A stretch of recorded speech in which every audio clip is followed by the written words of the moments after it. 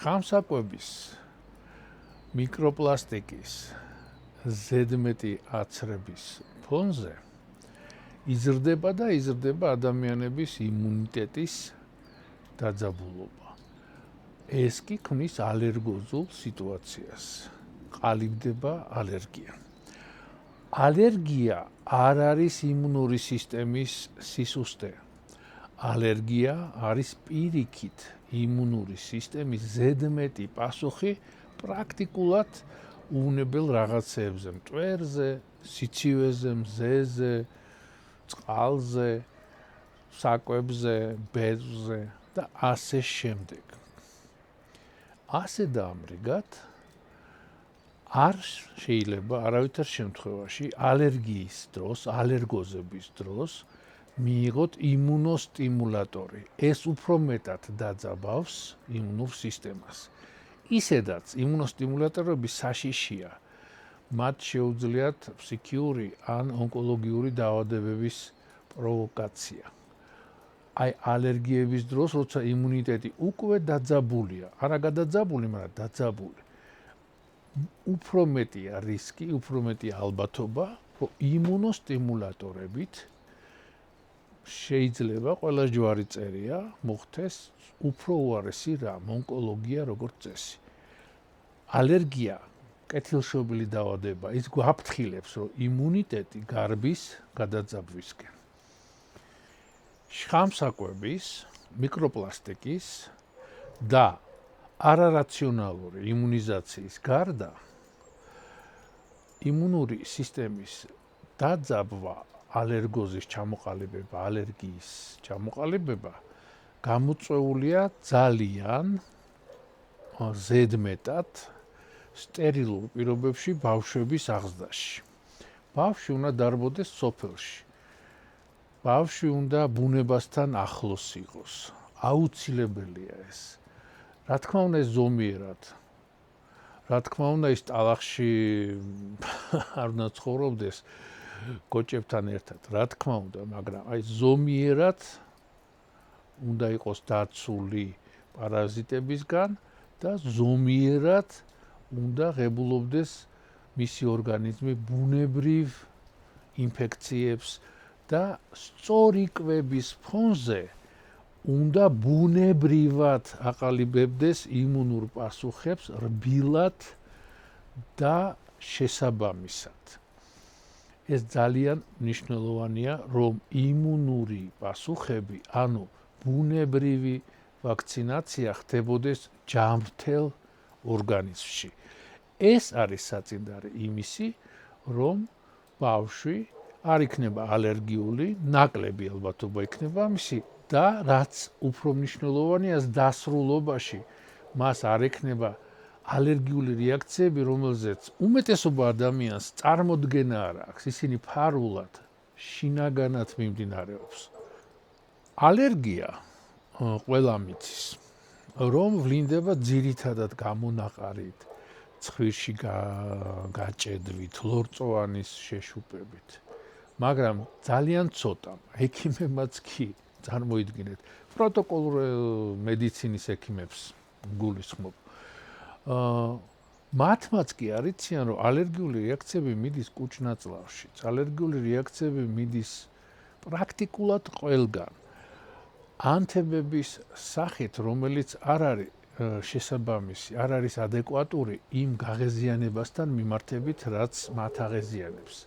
და ასეთი ანთებები, ასეთი ალერგიული რეაქციები არის ძალიან უკიდურესად სახიფათო და უკიდურესად მნიშვნელოვანი პროცესები, რომელიც იწვევენ ისეთ რაღაცებს, როგორიც არის თავის ტკივილები, ქრონიკული დაღლილობა, რომელიც პრაქტიკულად ყველას აქვს, ვინც ქალაქში ცხოვრობს და სუნთქავს დაბინძურებულ ჰაერს. საკვებიც რო იდეალურად მოაწესრიგოს, ჰაერი არის დაბინძურებული მიკროპლასტიკით, წყალიც მიკროპლასტიკითაა დაბინძურებული და უკვე საკმარისია იმისთვის, რომ ალერგიული რეაქციები ჩამოყალიბდეს კუჭ-ნაწლავში, თირკმლებშიც და შემაერთებელ ქსოვილზე ხო საუბარი არ არის. სამწუხაროდ ესეთი ალერგიული რეაქციები გარეთ არ გამოდის. არ ხდება მათი მანიფესტაცია, რომ პაციენტმა, ადამიანმა მიაქციოს ამას ყურადღება. გამოსავალი მარტივია. დაიცავით სწორი კვება, რომ შეამციროთ ალერგოზის ფონი და შეეცადეთ უკვე უნდა წყლის ფილტრები და მსგავსი რაღაცეები გავიჩინოთ, რომ წყალით არ მოხდეს ალერგენების და მავნე ნივთიერებების, ძირითადად ეს არის მიკროპლასტიკი, ორგანიზმი შესვლა და არ ვიცი, ჰაერის ფილტრებიც ალბათ უკვე დასაყენებელია სახში მაინც. ალერგიას ანტიჰისტამინი არ კურნავს. ესა ტკივილგამაყუჩებელებით, ძალიან ზოგადად წამალი ხო დროებითია, მაგრამ ანტიჰისტამინი არის ძალიან დროებითი პრეპარატი. ნებისმიერი აუცილებელია მიზეზების პოვნა. მიზეზებზე უკვე ვილაპარაკეთ. მოჭარბებული შხამ საკვები, მოწამლული ჰარი, მიკროპლასტიკით და წყალი და პარაზიტების გამრავლება ორგანიზმში, რომელსაც სახელმწიფო აღარ აქცევს ყურადღებას, რაც დიდი დანაშაულია. ამიტომაც უნდა გავიხსენოთ მეცნიერება და გავიხსენოთ, რომ სამეცნიერო ლაბორატორიებში ალერგიულ სიტუაციას ორგანიზმში ქმნიან ძალიან მარტივად. ღვიძლში მიდის სისხლი ელენთიდან, ნაწლავიდან და შარცასქესო სისტემიდან. შედის ვენით, ღვიძლი ფილტრავს და ღვიძლიდან ისე ვენა გამოდის. აი შემავალი ვენიდან პატარა ამ დიდი გააჩნია რა დონეზე უნდათ, რა სიმძიმით უნდათ ალერგოზული სიტუაცია მიიღონ, აი ესეთი მილაკით აერთიანებენ ღვიძლში შემავალ და ღვიძლიდან გამავალ ვენებს. სხვა სიტყვებით რო ვთქვათ, გაუფილტრავი სისხლი ხდება ღვიძლის იქით. სისხლში მატულობს გაუფილტრავი სისხლის სხვადასხვა შხამები.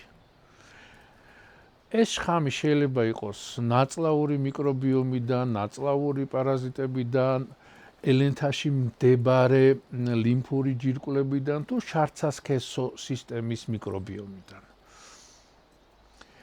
ასე ვღებულობთ ალერგოზულ სიტუაციას, ალერგიის მოდელს სამეცნიერო ლაბორატორიებში.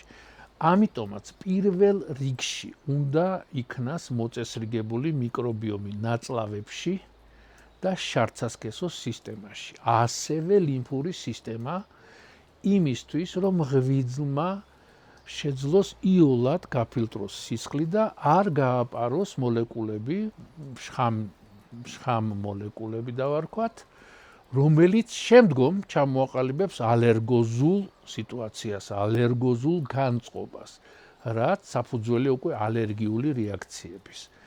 რაც შეეხება მიკროელემენტებს და რაც მიკროპლასტიკს და შხამს საკვებს, რთული პრობლემაა და ალბათ ფილტრებია საჭირო ჰაერის, ფილტრებია საჭირო წყლის, დაბინძურებულ ადგილებში. ზღვისპირა ზონა ყველაზე დაბინძურებულია, დაიმახსოვრეთ. ზღვისპირა და ტბისპირა, დამდგარი წყალის ზონები ყველაზე დაბინძურებულია მიკროპლასტიკით. უდიდეს პრობლემაა. რამე უნდა უშველოთ ზოგადად ყველამ კაცობრიობამ.